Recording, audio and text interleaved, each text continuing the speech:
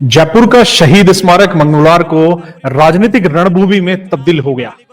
वजह थी राजस्थान में छात्र संघ चुनाव की बहाली की मांग। लेकिन यह सिर्फ छात्रों की मांग नहीं, यह एक मंच था जहां कांग्रेस की आंतरिक राजनीति, विपक्षी रणनीति और भावी गठबंधनों की धुंधली परछाइयां साफ देखी जा सकती। एनएसयूआई कांग्रेस की छात्र इकाई ने पूरे दमखम के साथ प्रदर्शन किया। दिल्ली से खुद एनएसयूआई के राष्ट्रीय अध्यक्ष वरुण चौधरी मौजूद रहे, लेकिन इस भीड़ का असली नेतृत्व कर रहे थे राजस्थान कांग्रेस के बागी स्टार सचिन पायलट। उनके साथ मंच पर दिखे युवा विधायक ललित यादव, मुकेश भाकर, अभिमन्यु पूनिया और मनीष यादव। और हां, मंच के पीछे खड़े पूर्व विधायक इंद्राज गुर्जर भी। सबका चेहरा एक सुर में था, छात्र संघ चुनाव बहाल करो। लेकिन असली सवाल यह है कि क्या यह सिर्फ छात्र राजनीति की वापसी की मांग थी, या फिर इस मंच का इस्तेमाल किया गया सचिन पायलट खेमे की ताकत दिखाने के लिए। प्रदर्शनकारियों ने मुख्यमंत्री आवास की ओर कूच करने का प्रयास किया। पुलिस ने रोकने की कोशिश की, बैरिकेडिंग, लाठी और फिर वाटर कैनन। और इन सब के बीच सबसे चर्चित चेहरा जो पानी की धारों में भीग गया, वो था सचिन पायलट का। फोटोज वायरल हुए, पायलट का भीगा हुआ चेहरा, लेकिन आंखों में वही सियासी आग। यह महज संयोग नहीं था कि पूरी एनएसयूआई की खबरों में सबसे अधिक चल रही थी तस्वीरें सचिन पायलट की। यह दृश्य एक प्रतीक बन गया, एक नेता जो अपनी पार्टी की बेरुखी के बावजूद युवाओं के साथ खड़ा है। भीड़, हंगामा, वाटर कैनन और तभी मंच से एक घोषणा। एनएसयूआई के राष्ट्रीय अध्यक्ष वरुण चौधरी का मोबाइल फोन गायब हो गया। हैरान कर देने वाली खबर। ऐसा प्रदर्शन जिसमें देश भर से कार्यकर्ता आए, उस दौरान राष्ट्रीय अध्यक्ष का मोबाइल गुम हो जाना सिर्फ चोरी नहीं, संकेत है कि शायद कोई अंदरूनी साजिश या तोड़फोड़ की कोशिश थी।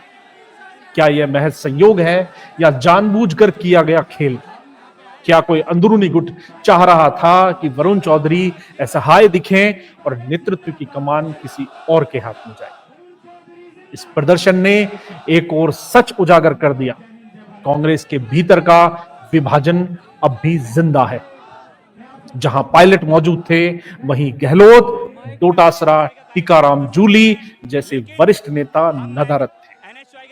एनएसयूआई एक छात्र संगठन है, लेकिन उसका डीएनए कांग्रेस से जुड़ा है। और जब कांग्रेस खुद ही इस प्रदर्शन से दूर रही, तो साफ है कि अंदर खाने कुछ तो चल ही रहा है। इस मौके पर मुकेश भाकर और पूनिया जैसे नेता पहुंचे, लेकिन यह भी किसी वैचारिक प्रतिबद्धता से ज्यादा पायलट लॉयल्टी का नतीजा लगता है। इस पूरी सियासी पटकथा में सबसे दिलचस्प मोड़ आया जब शहीद स्मारक पर एक और प्रदर्शन चल रहा था। एसआई भर्ती में घोटाले को लेकर आरएलपी कार्यकर्ता लंबे समय से प्रदर्शन कर रहे थे। वो नारेबाजी कर रहे थे, अशोक गहलोत मुर्दाबाद, क्योंकि एसआई घोटाला उन्हीं के राज में हुआ। लेकिन गौर कीजिए, सचिन पायलट को लेकर एक भी शब्द उन्होंने नहीं कहा। राजनीति में चुप्पी कभी कभी सबसे ऊंची आवाज होती है। ये चुप्पी साफ इशारा करती है कि आरएलपी प्रमुख हनुमान बेनीवाल और पायलट के बीच कोई गुप्त सहमति बन चुकी है। कभी एक दूसरे को फूटी आंख न देखने वाले ये दोनों नेता अब शायद सत्ता के साझा सपने देखने लगे। अगर यह समझौता सच है, तो राजस्थान की राजनीति एक बड़ी करवट लेने वाली है। राजनीति में दो चीजें कभी स्थायी नहीं होती, रिश्ते और रणनीति।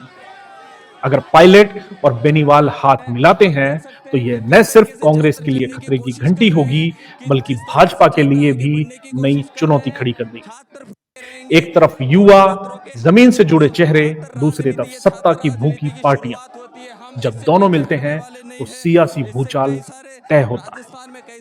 सिर्फ सरकार ही निशाने पर नहीं थी, खुद एनएसयूआई के भीतर भी उबाल था। कुछ अल्पसंख्यक समुदाय के कार्यकर्ताओं ने आज प्रदेश कांग्रेस ऑफिस के बाहर धरना दिया। उनका आरोप था कि एनएसयूआई और कांग्रेस में अल्पसंख्यकों को उचित प्रतिनिधित्व नहीं मिल रहा है। यह सिर्फ प्रतिनिधित्व की बात नहीं बल्कि संगठन और अंदर उठते असंतोष की गवाही भी थी। कई जिलाध्यक्षों की नियुक्ति पर सवाल उठ रहे हैं। आरोप लग रहे हैं कि जिन लोगों को पद मिले हैं उनका अतीत संदिग्ध रहा है। इससे साफ है कि कांग्रेस अपने ही कार्यकर्ताओं का भरोसा खो रही है। सवाल यह भी उठता है कि क्या यह प्रदर्शन छात्र संघ चुनाव की मांग भर था या इसके पीछे एक गहरी रणनीति थी।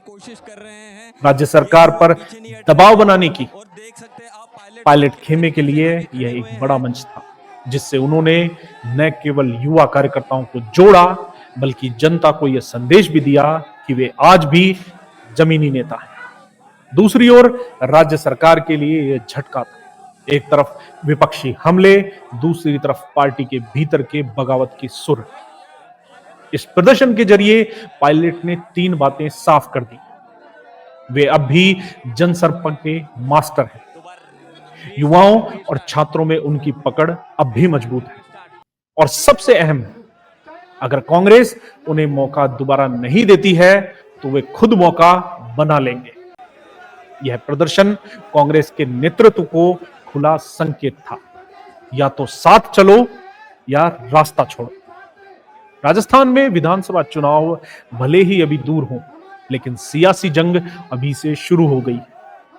एनएसयूआई का यह प्रदर्शन सिर्फ एक मुद्दा नहीं बल्कि आने वाले गठबंधनों, टूट-फूट और नई धाराओं की शुरुआत है।